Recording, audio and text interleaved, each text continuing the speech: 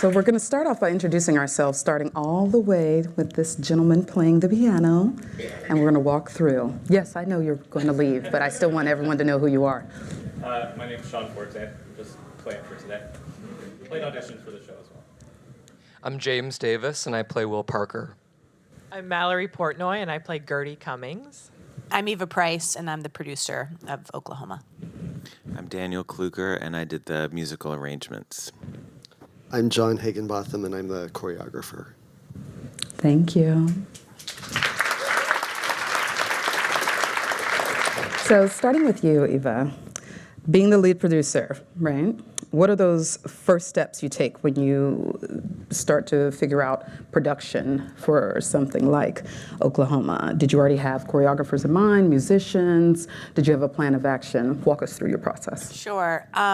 So in 2015, I got an email because I am on a commercial producer email group, and it said, spoiler alert, you've never seen Oklahoma like this. And it was just 3 lines. A casual investor who spent his summers up near Annandale-on-Hudson, which is where the Bard Summerscape Festival was happening, had seen this production of an earlier version of it. And I got that email, and I thought, Oklahoma, as you've never seen it before. That's in Oklahoma. I might be interested. And so I drove up there and fell madly in love. Jimmy was in that version. Mallory was in that version. Dan had been working on it. And John had been the choreographer, but it had been an earlier version where his genius had not been fully realized yet. I immediately called up the folks that handled the rights for Oklahoma, and I said, I want to bring this to New York, I want to bring this to Broadway, I want to bring this around the country, I want to bring this around the world, and they were like, one step at a time, kid. Eventually we got it to St. Anne's Warehouse in Brooklyn. And throughout that process, which took a couple years, we had a workshop, we added choreography, we added a dream ballet, we added an instrument to the band, we enhanced the orchestrations more, we recast it, we were telling a deeper, different, more layered story.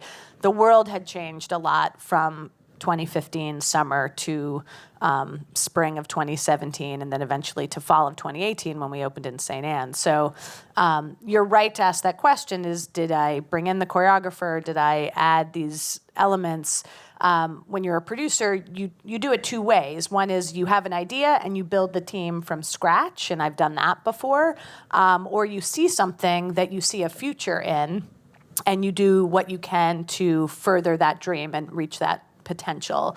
And this was sort of a combination of both, but right. Daniel Fish, who had the vision and the audacity and the brilliance to make this happen to begin with at the Bard Summerscape, based on something he did at Bard College in 2007, 8 years before that. I saw that glimmer of possibility and helped bring it to where So it was your vision. You had vision right away when you felt like this was something. Yeah, this was something that needed to be seen by a much larger audience. And I felt, as a producer in the modern day American theater, it was my duty to breathe another 75 years into this title, if this title could be seen like this and in this way. And I'm really proud of it. So tag teaming off of that just a bit, how familiar were each of you with Oklahoma before you jumped into this production? I was familiar with it. I played Will Parker in high school, so I know the old version of Oklahoma, and I'm happy to be a part of the new version of Oklahoma. But to answer your question, yes, I was aware of it. Yeah.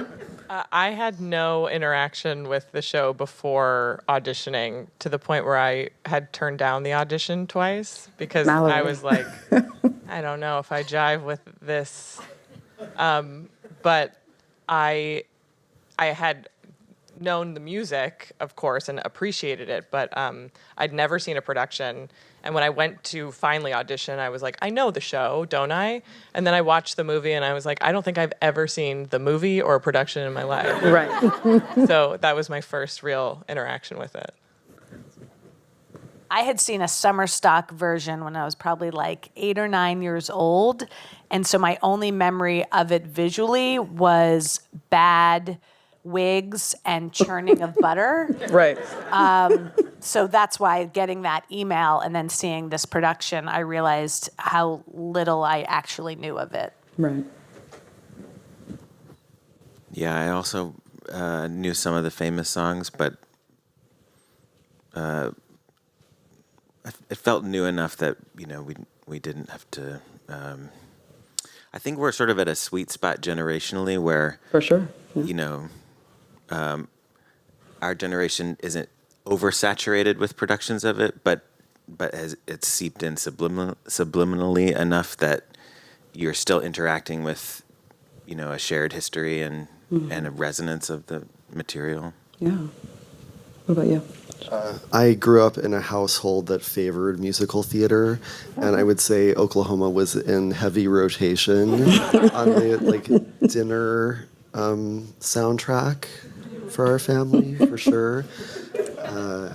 Yeah, I mean, I grew up also having seen the film, although it wasn't until we started working on this production that I kind of revisited the film and saw how really wonderful it is, and in particular, actually, Agnes de Mille's Dream Ballet, which is a great work of art, so far as I'm concerned, in that film. So, 20 years ago, I saw Oklahoma on PBS with Hugh Jackman, right?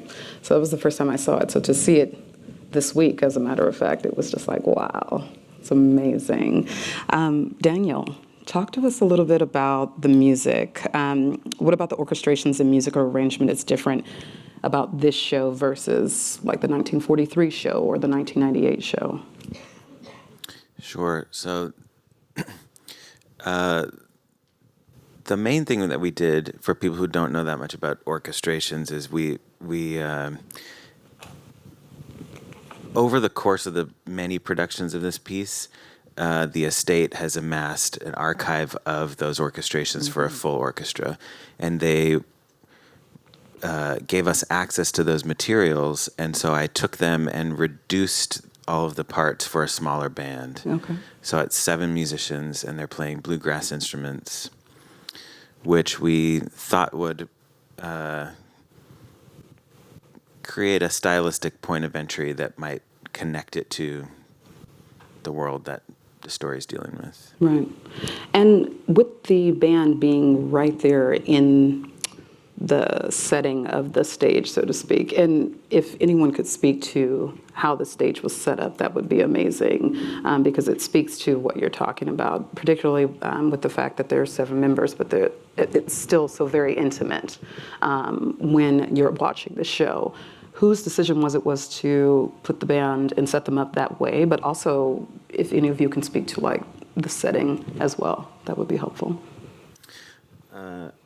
It really comes from the director's aesthetic. Mm-hmm. I've done half a dozen other plays with him, and they all share a pretty common ethic where the performers and as much of the stagecraft as possible is,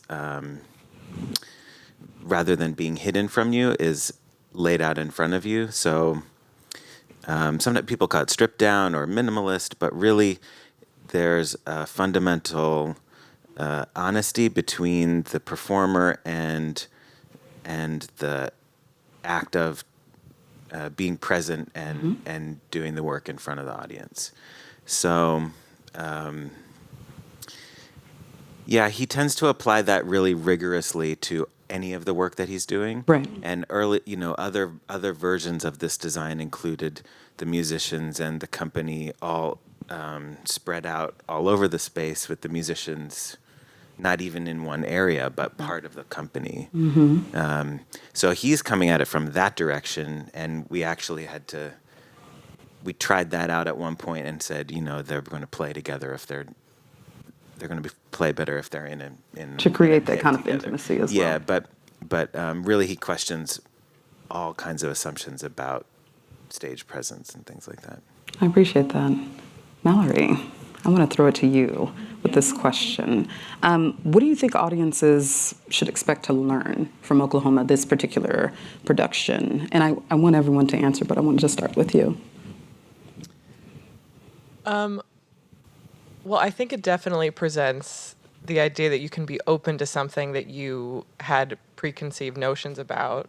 So that being this show in particular, or other forms of art that, you know, people might have an idea about, that they then can have their mind blown open by a different way into it.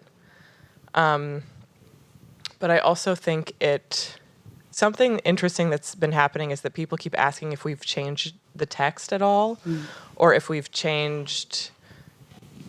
They just think we've done something different, and we're using the exact same text that has always been there. It's just being brought to light in a different way.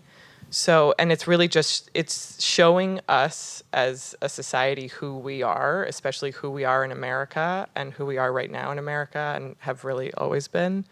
And it's really interesting as well because I'm not going to spoil the ending, but the audience response is drastically different. And you can see who has gone on the journey we've taken them on and seen what we are showing them, or who just wants to be in their own idea of the show that was and just have a good time. Right. I definitely felt that way as well. Towards the end, I almost fainted. Yeah. It's like, oh.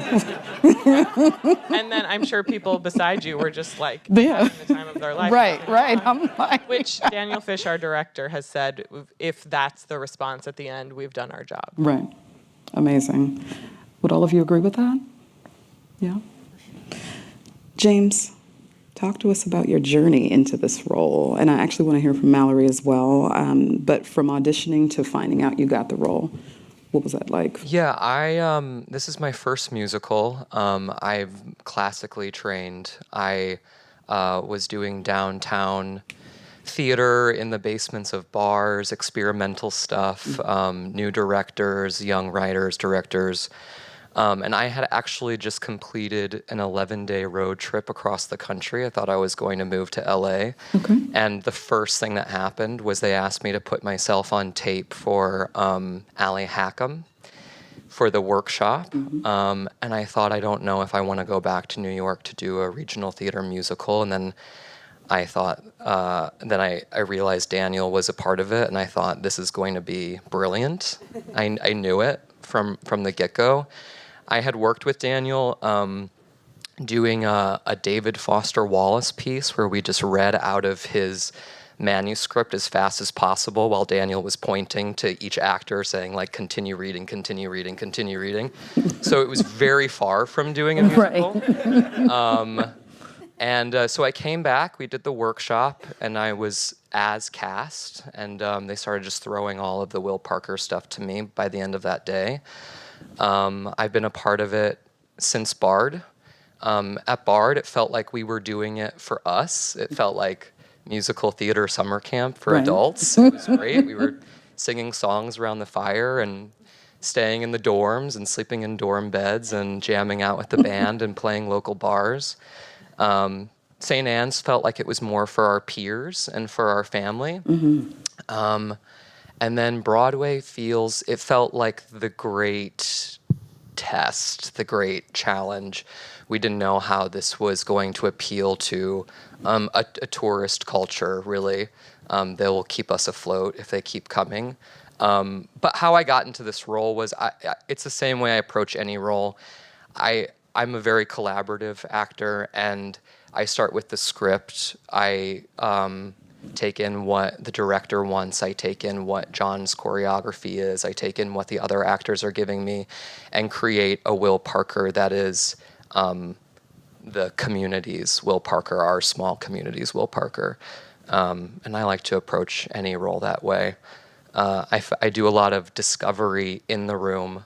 And then after I receive all that information of what's around me, to just follow every impulse and instinct that is informed by the people in the room. Absolutely.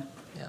Is there any tape of your high school Will Parker? Because I'm desperate to see it. I think That there was my might be a next question. VHS tape the I now have a guest VHS room player. of my house. Yeah, maybe.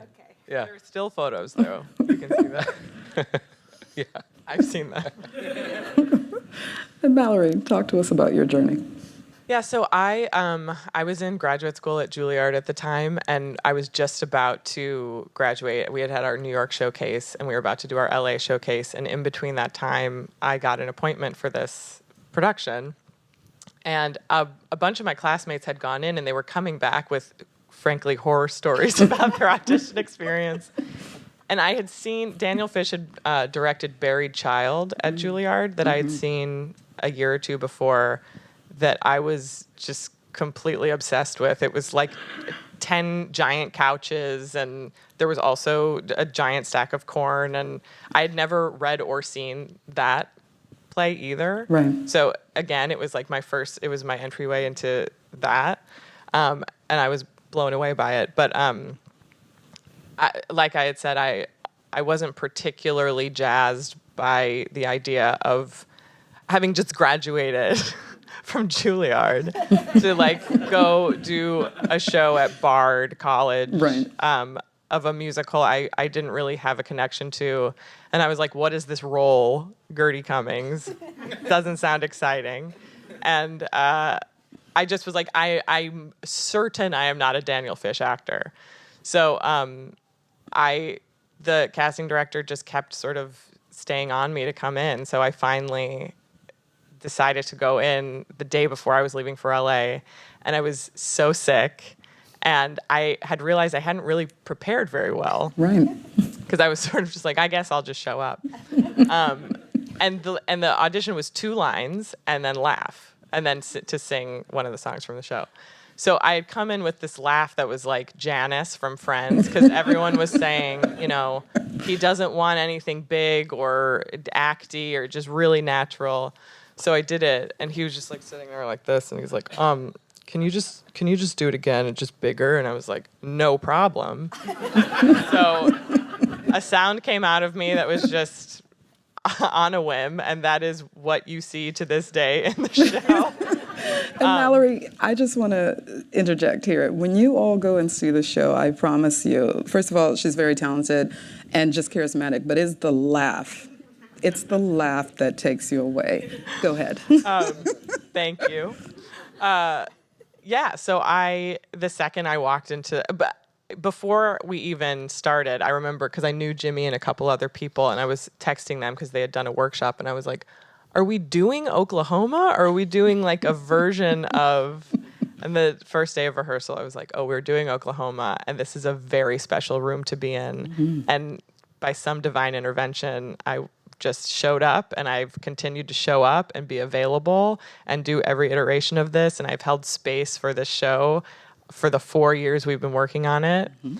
And yeah, I mean, it's just, Daniel really starts from the actors he's working with. So we're so lucky we get to just fully bring ourselves to these iconic characters in a way that I think a lot of people haven't seen them done before.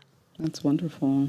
I kept thinking, when I saw the show on Tuesday, what is the feeling that each of you have right before lights go up opening night? Let's start with you, John. Oh. Well, sorry. You know what went through my head just now? You were talking about when lights go up. Mm-hmm. And what I realize is there is no lights go up. Yes. Because of that idea that we're all sort of sharing the space together, whether we are audience members or performers or the crew working on the show. And so what goes through my head is I sit there and I see the audience all around, because it's also a theater where the audience is on 3 sides, so we can all see each other.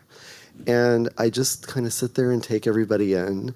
And there's pretty much consistently a thought that's personal, which is, I can't believe that I'm part of this wonderful experience and this great ride that being a part of Oklahoma has been. And I'm enthralled by these people who I wonder who they are, how they came to be interested in buying a ticket for the show. And, sometimes the actors come out. That's how we know the show is about to begin, is the actors enter the stage. Sometimes there's entrance applause, sometimes not. But I feel like everybody in the room sort of like takes a breath and kind of wonders what's going to happen next. Right. And then that feeling of what's going to happen next with this very familiar piece kind of somersaults through the whole evening. Dan? Yeah, it's one of the more, I guess we haven't talked about it as much, but I think it's one of the more subversive aspects of the design is that the piece doesn't start with the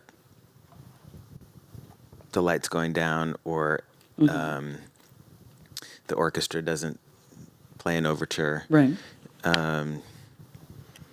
And miraculously, they're able to get focused just by keeping the lights on and having people walk on stage. And I think it teaches you how to watch the rest of the show because,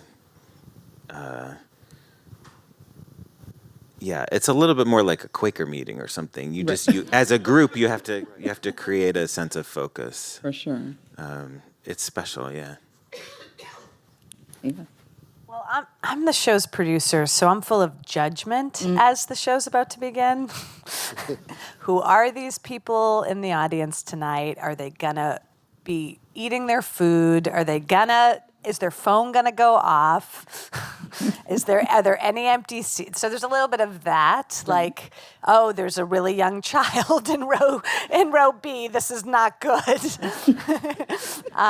So I have a bit of that at the top of the show, but luckily that actually dissipates as soon as these magical humans take the stage because they transform the room for me because they begin telling a story the minute they get onto the stage, whether they have a line or a lyric that they have to sing, or if they're just sitting there, they're so all committed to the story they're telling and to each other that producer judgment face leaves, and I'm basking in what is my favorite theatrical theater going experience, and I become a fan. I mean, that's actually kind of the remarkable thing. I was thinking about this last night. I was back at the show, and I probably hadn't been there since last Saturday. I think I go like once a week, once every 10 days, and I was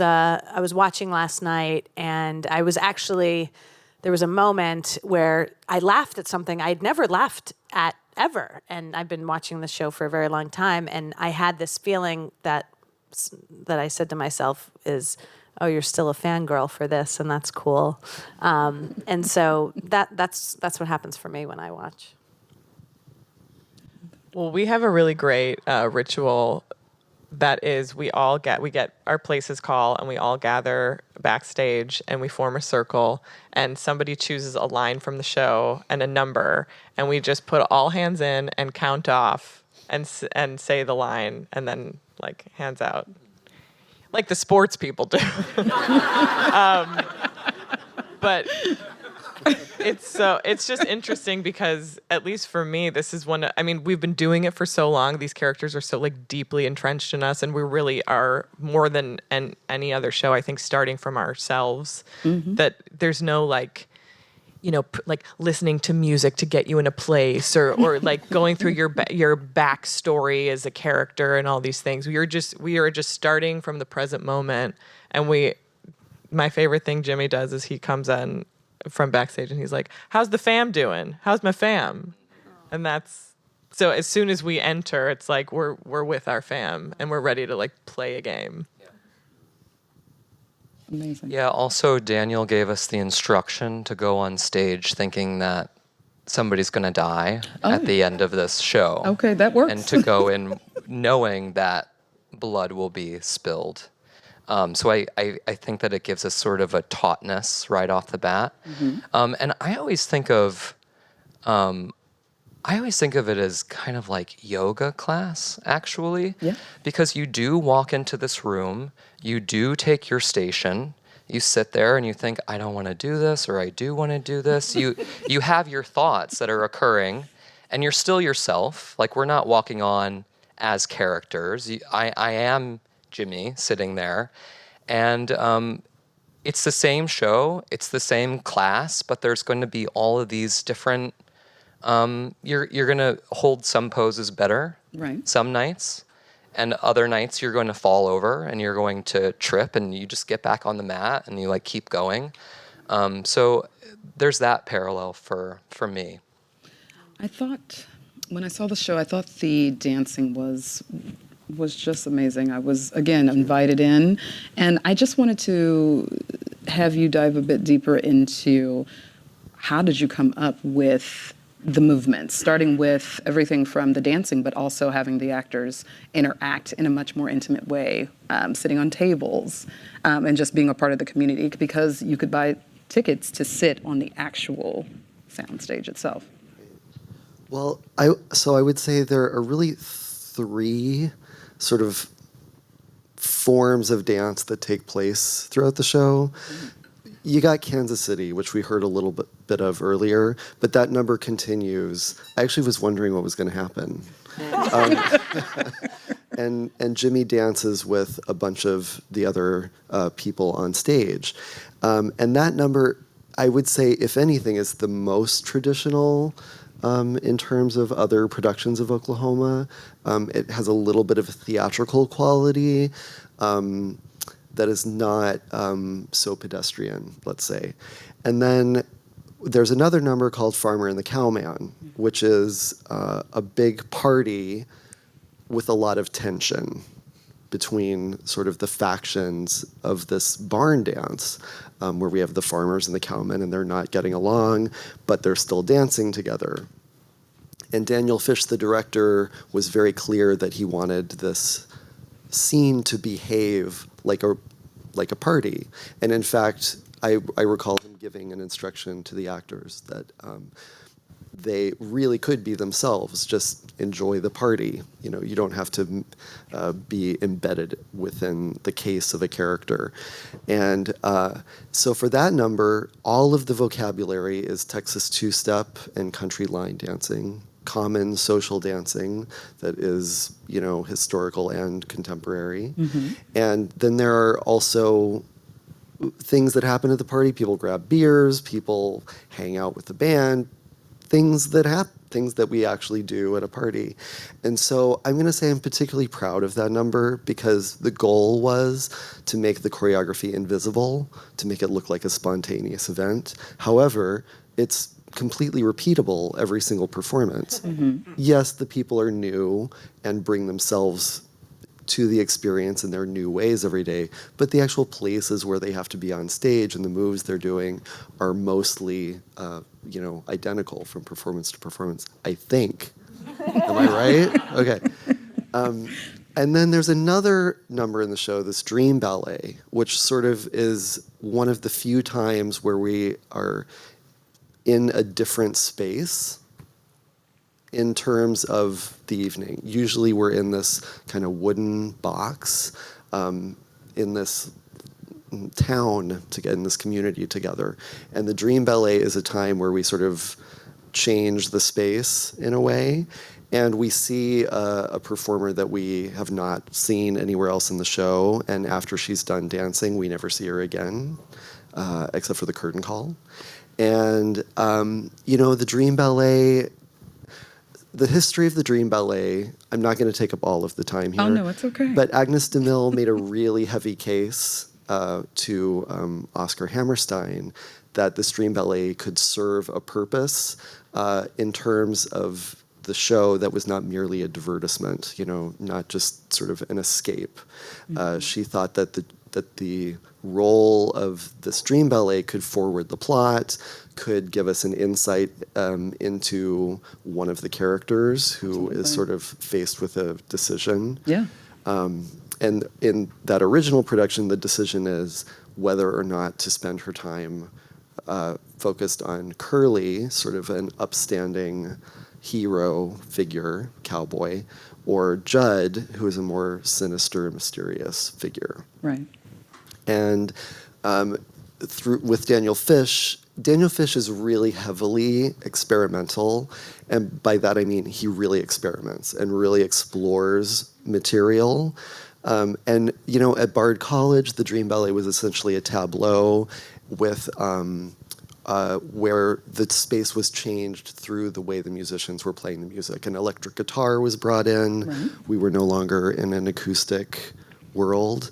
But there wasn't really any dance to speak of. And it was a much more, in some ways, literal narrative where we were really aware of the characters during the Dream Ballet. And then, you know, there were other versions where there were cameras on guns and people were receiving very explicit sexual acts on being broadcast around the Right. room, and people were getting naked and exchanging clothing. There was a really great version that I loved that made it to the dress rehearsal at Bard, where all of the actors had these beautiful, beautiful skirts by Therese Wadden, and they just came on stage and did this, actually a quote from Agnes de Mille, which I'm now going to demonstrate without a skirt. Okay. But everybody just comes on, and it's this showgirl move where they just, with like dead eyes, dead face, just ruffle the skirt. That happened for a while. I really loved that. That was cool. And, That picture made it into the New York Times too. We never did it in the show, but there's a picture of us all in skirts. So, and now we've wound up over many, many experiments with sort of having a guide. This fabulous dancer, Gabrielle Hamilton, who is our guide into this Dream Ballet, and she wears a costume that is this beautiful sequin shirt that has a text written on it. The text is "Dream, baby, dream," and to me, that is an instruction, an invitation to the audience to take some time to daydream. And over the course of the Dream Ballet, really Gabby is the single figure that's on stage for the most part. The rest of the cast comes on at the very end. Yeah. But it's not really about Laurie making a decision between two men. right.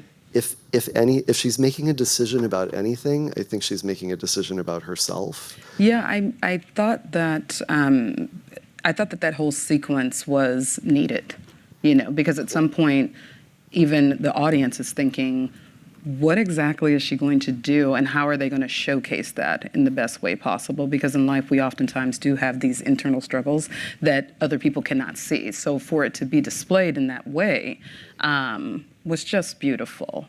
And I do want to take a moment for the audience. If you guys are thinking of questions right now, we have 2 mics on both sides of the room.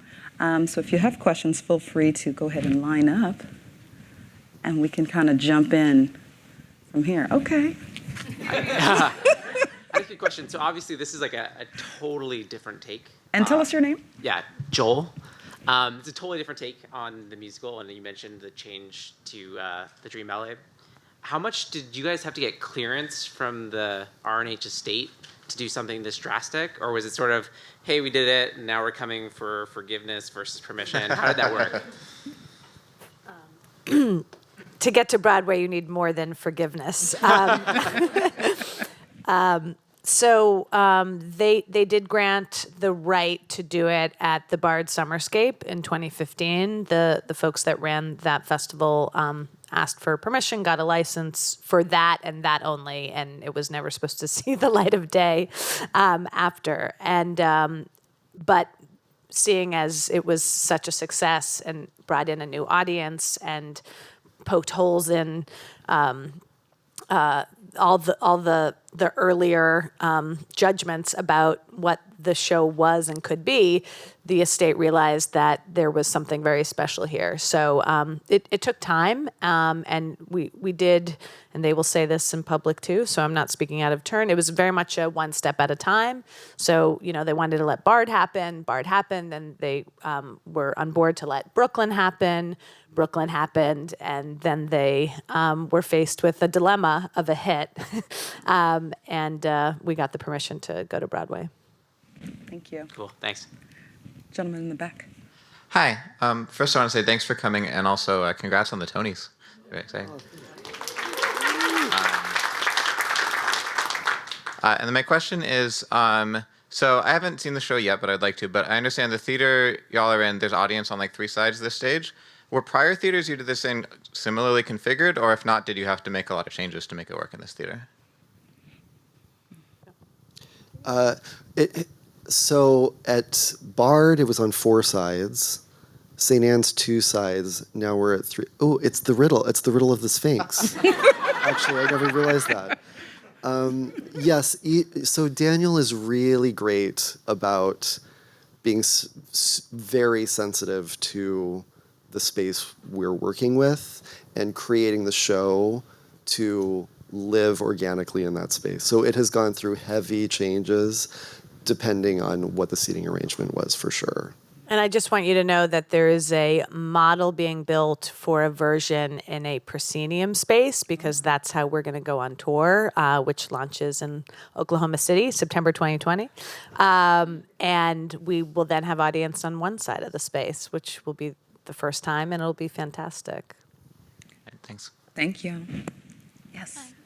I love the show so much that I brought 75 of my teammates to go see it. So, yay. My question is for Jimmy. Yeah. It seems like Will and Ado have a more traditional portrayal in this, and that's more aligned with the original Oklahoma. How did you either embrace that, or what kind of subversion or darkness did you think you brought to that dynamic? Good question.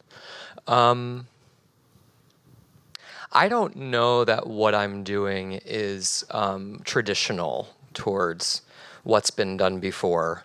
I don't really examine it that way myself.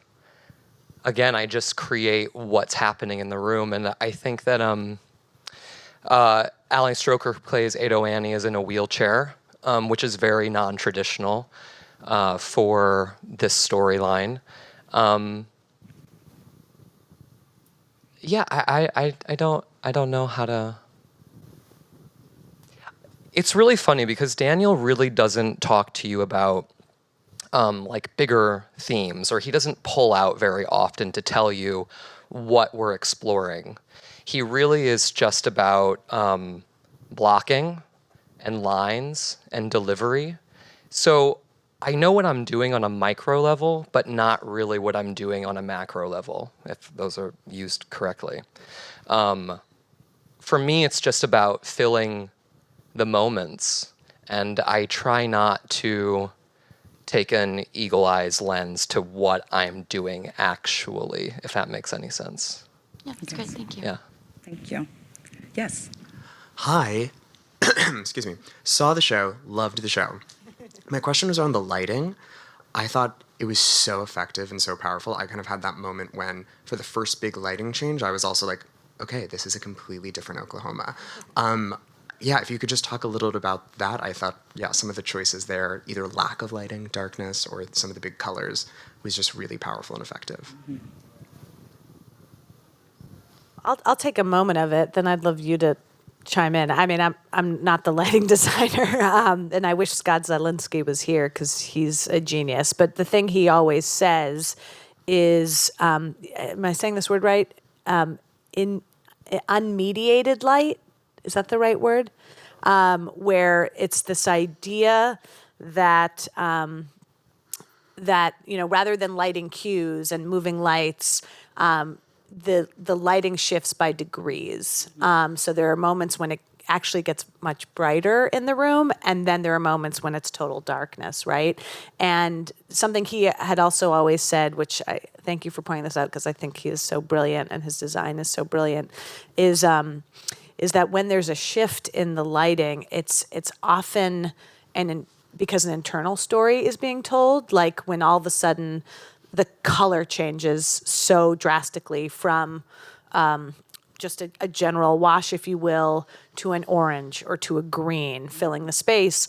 There is something emanating from the characters in that moment. Either they're admitting something that they hadn't admitted yet, there's an anxiety coming out, there's a lust coming out, there's a sexuality coming out. And it is in some ways another tool to the truthful storytelling that Daniel Fish is so good at and he makes so important in his direction.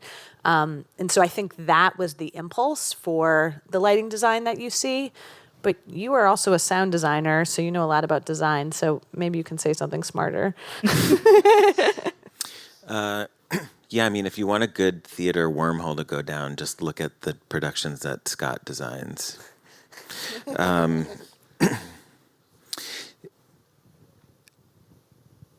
mean, yeah, it takes a lot of confidence and generosity to make a piece of work that really doesn't draw attention to itself for, 20 minutes at a time. And then there's tremendous power in being able to, make one strong choice. And it's incredibly effective because it works on much slower biorhythms as opposed to, all of our media is so